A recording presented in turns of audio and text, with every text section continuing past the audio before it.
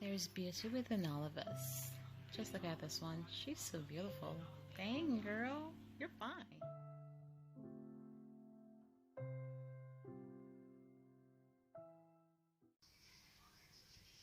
Dear Diary, today's December 20th, 2022, and this will be a recording that will be posted for my journey. I've decided no longer to write in journals. I decide to make video recordings and post because as the new year comes in, and I'm praying to God that I survive, that I live to see the new year. Because you see, life is a gift. It's a prized commodity. And each day that we live, we should be thankful and happy about it. So here I am on this day, making a recording.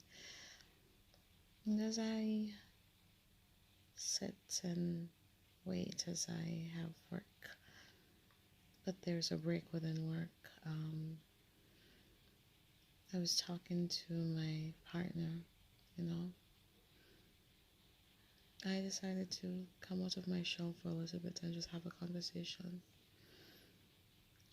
And what has led to this type of that type of conversation was that something happened yesterday. That would have been December 29th, 2022. But here's the thing, that what happened was that it was only a cycle that has been happening for years, a cycle that I've only gotten too used to, which is sad, But based on that particular event, I've always arrived at the understanding that when your views are different from others, there will be conflict. It doesn't necessarily mean that you're wrong or you're right. It just means that how you view life, how you will want things to go, is not how others will want things to go in their lives. And you can't change someone's view of life, especially their lives. Well, you see, the thing is, when you have certain principles and it doesn't align with others, it does not mean that you're going to go ahead and change yourself to suit others. Take, for instance, if it's a case where you like your environment kept a certain way, neat and clean, and then maybe someone else don't care.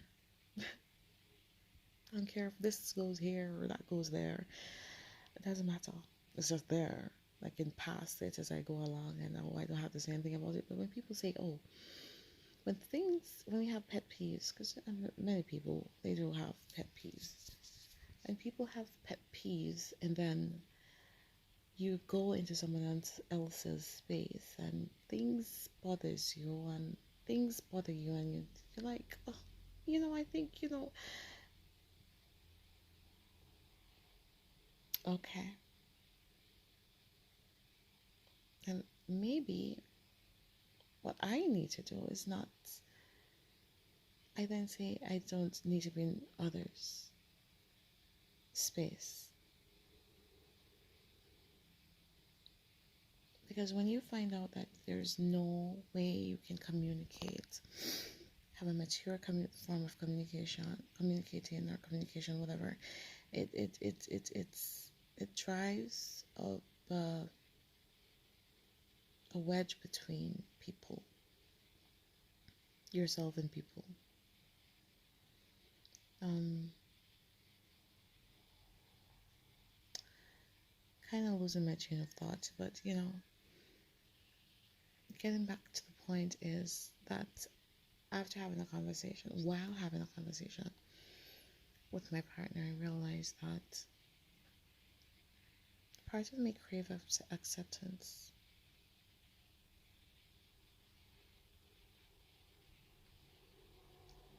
Part of me crave acceptance in the sense that um, because I've now realized that the people who are closest to me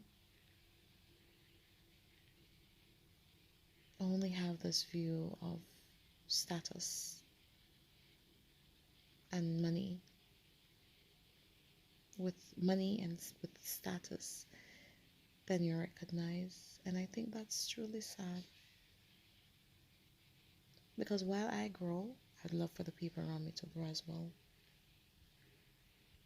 And if I can help someone to recognize that this is, I think if you accept the fact that you can be great, because I see myself as great, I see greatness within me, and I crave growth. But yes, a part of me crave acceptance, and not just anybody's acceptance.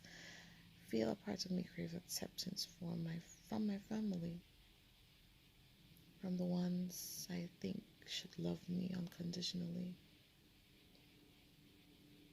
and don't judge me. Or if I say something that you don't like, you feel that I'm being contentious. Sorry, you feel as though I'm being contentious because you don't want to hear something at this particular time. I think that phrase comes about that where the truth hurts.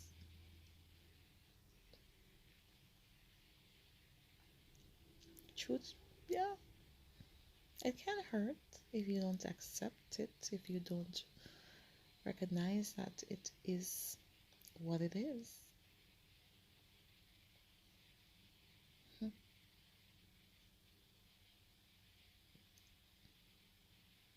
But a note in my diary